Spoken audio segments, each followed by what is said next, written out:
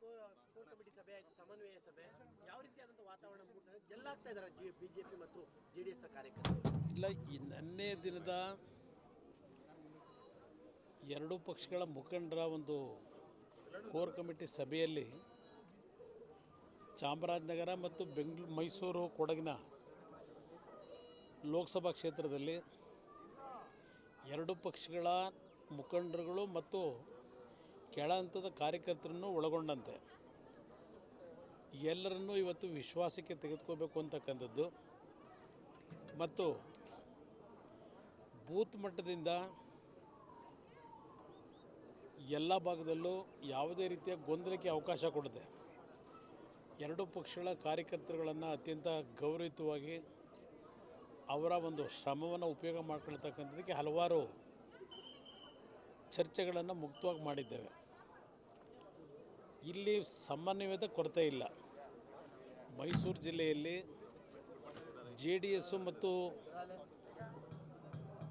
ಜನತಾದಳ ಬಹುಶಃ 2014ರಿಂದಲೇ ಅನಧಿಕೃತವಾಗಿ ನಮ್ಮ ಕಾರ್ಯಕರ್ತರುಗಳು ಒಟ್ಟಾಗಿ ಕೆಲಸ ಮಾಡ್ಕೊಂಡಿದ್ದಾರೆ ಎರಡೂ ಪಕ್ಷಗಳು. ಈ ಬಾರಿ ಚುನಾವಣೆ ಪೂರ್ವದಲ್ಲೇ ಈ ಒಂದು ಮೈತ್ರಿ ಹೊಂದಾಣಿಕೆ ಮುಖಾಂತರ ಅಧಿಕೃತವಾಗಿ ಒಟ್ಟಾಗಿ ಕೆಲಸ ಮಾಡ್ತಾಯಿದ್ದಾರೆ.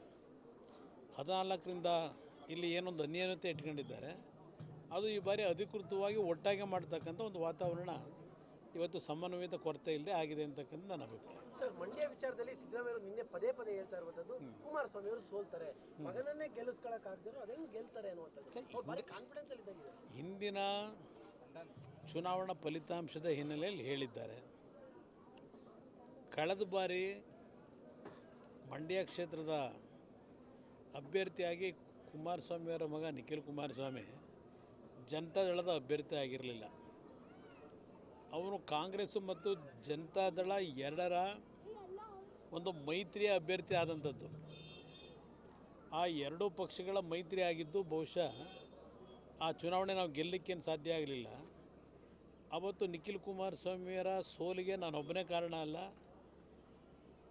ಈಗೇನು ಅವ್ರ ಮಗನನ್ನೇ ಗೆಲ್ಲಿಸ್ಲಿಕ್ಕೆ ಆಗಲಿಲ್ಲ ಅಂತಕ್ಕಂಥ ನೆನ್ನೆ ಚರ್ಚೆ ಮಾಡಿದ್ದಾರಲ್ಲ, ಆ ಮಹಾನ್ ಭಾವರ ಕೊಡುಗೆ ಎಷ್ಟಿದೆ ಅನ್ನೋದು ಗೊತ್ತಿಲ್ವೇ? ಅದರಿಂದ ಆ ಚುನಾವಣೆಯ ಫಲಿತಾಂಶ ಅವ್ರು ಏನು ಹೇಳಿದ್ದಾರೆ, ಅವ್ರ ಮಗನನ್ನೇ ಗೆಲ್ಲಿಸ್ಕೊಳ್ಳಿಕ್ಕಾಗಿಲ್ಲ, ಕುಮಾರಸ್ವಾಮಿಯವರು ಚುನಾವಣೆಯಲ್ಲಿ ಸೋಲ್ತಾರೆ ಈ ಬಾರಿ ಅಂತಕ್ಕಂಥದ್ದೇನಿದೆ, ಬಹುಶಃ ಅವ್ರು ಮುಖ್ಯಮಂತ್ರಿ ಸ್ಥಾನದ ಅಧಿಕಾರ ನಡೆಸೋದು ಬಿಟ್ಟು ಜ್ಯೋತಿಷ್ಯ ಹೇಳೋದು ಯಾವಾಗಲಿಂದ ಪ್ರಾರಂಭ ಮಾಡಿದ್ದಾರೋ ಗೊತ್ತಿಲ್ಲ ನನಗೆ. ನೋಡೋಣ ಅವ್ರ ಜ್ಯೋತಿಷ್ಯ ಮುಂದಿನ ಫಲಿತಾಂಶ ಮಂಡ್ಯ ಜಿಲ್ಲೆ ಜನತೆ ಏನು ಕೊಡ್ತಾರೆ ಅಂತಕ್ಕಂಥದ್ದು ಕಾದು ನೋಡೋಣ.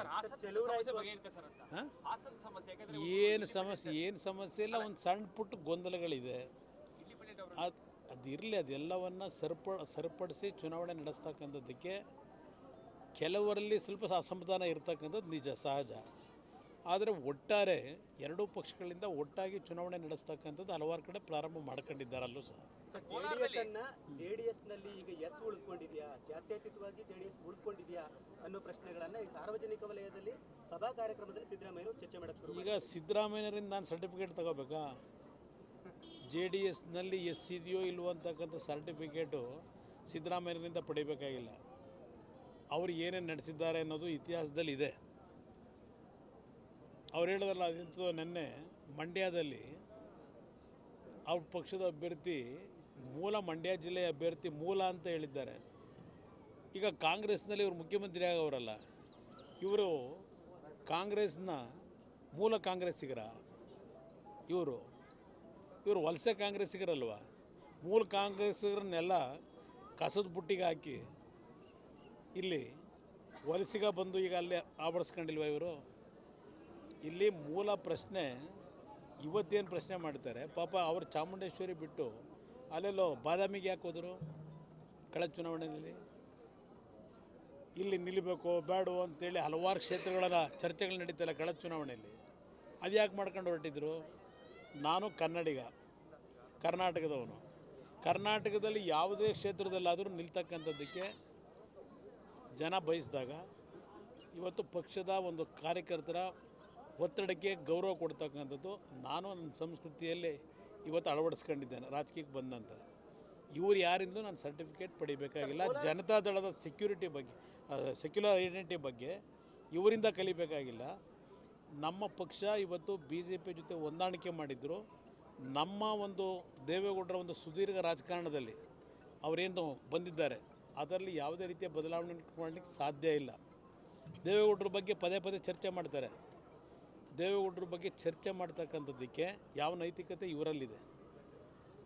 ಇವತ್ತು ನಾನು ಕೇಳಲಿಕ್ಕೆ ಬಯಸ್ತೀನಿ, ಇವತ್ತು ನಾವು ಬಿ ಜೆ ಪಿ ಜೊತೆ ಹೊಂದಾಣಿಕೆ ಮಾಡ್ಕೊಳ್ಳಿಕ್ಕೆ ಯಾರು ಕಾರಣ? ಇವರೇ ಕಾರಣ ಅಲ್ವಾ? ಮೇಲೆ ಇನ್ನೊಂದು ಹೇಳ್ತೀನಿ, ಮೇಕೆದಾಟಿನ ಬಗ್ಗೆ ಹೇಳಿದ್ದಾರೆ. ದೇವೇಗೌಡರು ಈಗ ಹೇಳ್ತಾ ಇದ್ದಾರೆ, ನಮ್ಮ ಪಾದಯಾತ್ರೆಗೆ ಹೇಗೆ ಬೆಂಬಲ ಕೊಡಲಿಲ್ಲ ಹಾಗಂತ ಹೇಳಿದ್ದಾರೆ. ನೆನ್ನೆ ಇಲ್ಲೇ ಸಭೆಯಲ್ಲಿ ಯಾರೋ ಡಿ ಕೆ ಶಿವಕುಮಾರ್ ಅವರು, ನೀವು ಪಾದಯಾತ್ರೆ ಮಾಡಿದ್ರಲ್ಲಪ್ಪ, ಮೇಕೆದಾಟು ನಮ್ಮ ನೀರು ನಮ್ಮ ಹಕ್ಕು, ಈಗ 1 ವರ್ಷ ಸರ್ಕಾರ ನಡೆಸಾಯ್ತಲ್ಲ, ನಮ್ಮ ನೀರು ನಮ್ಮ ಹಕ್ಕು ಇಲ್ಲಿ ಇಟ್ಕೊಂಡಿದ್ದೀರಾ? ನಮ್ಮ ನೀರು ನಮ್ಮ ಹಕ್ಕು ಅಂತ ಹೇಳ್ಕೊಂಡು ಅಧಿಕಾರಿಗೆ ಬಂದು ಯಥೇಚ್ಛವಾಗಿ ಬಿಡ್ತಾಯಿದ್ದೀರಿ. ಇಲ್ಲಿ ನಮ್ಮ ಮಂಡ್ಯ ಜಿಲ್ಲೆಯಲ್ಲಿ ದನಕರುಗಳಿಗೆ ಕುಡಿಯೋ ನೀರಿಲ್ಲ, ಕೆರೆಕಟ್ಟೆಗಳು ಬತ್ತೋಗಿದ್ದಾವೆ, ಬೆಳೆ ಇವತ್ತು ನಾಶ ಆಗಿದೆ. ಅಲ್ಲಿ ಈಗಲೂ ಸಹ ಯಥೇಚ್ಛವಾಗಿ ನೀರು ಬಿಡ್ತೀರಿ ಕದ್ದು.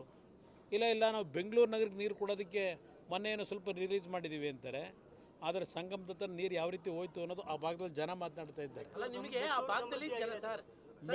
ಭಾಗದಲ್ಲಿ ಜನ ಬೆಂಬಲ ಇಲ್ಲ, ಆ ಕಾರಣಕ್ಕೋಸ್ಕರವಾಗಿ ದೇವೇಗೌಡರು ಮೇಕೆದಾಟು ಎಲ್ಲಿ ಮಾತಾಡ್ತಾ ಇದ್ದಾರೆ ಅಂತ ನಿನ್ನೆ ಡಿ ಕೆ ಎಲ್ಲಿ ಜನ ಬೆಂಬಲ ಇಲ್ಲ ಅಂತ ಭಾಗದಲ್ಲಿ ಬೆಂಬಲ